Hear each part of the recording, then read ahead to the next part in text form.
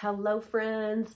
It's Get Your Trim on Time with all things hormones, and I want to talk to you right now about the best practices that you can do for yourself in midlife. One is eat anti-inflammatory. Two, resistance training. Three, protein anchored at every meal, every snack, shooting for upwards to 100 or more grams of protein per day. Deal with stress.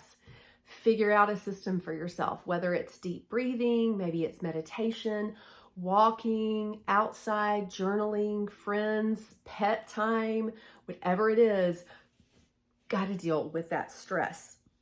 Supplementation.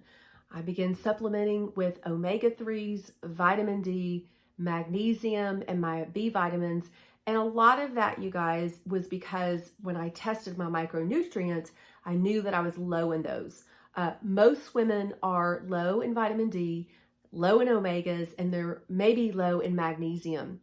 But you definitely want to get tested to see where you are. But normally magnesium is really something that everybody can take. And if you have too much of it, you basically get rid of it.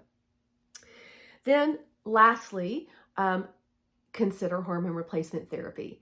It is a natural thing to replace certain hormones that are walking out the door that end up causing higher risk for Alzheimer's, breast cancer, and heart disease. So that is the last thing that I have been doing and want to encourage you is just to consider it and get educated. If you're looking for a really good book, Estrogen Matters is a wonderful book that is science-based, telling us and educating us about estrogen.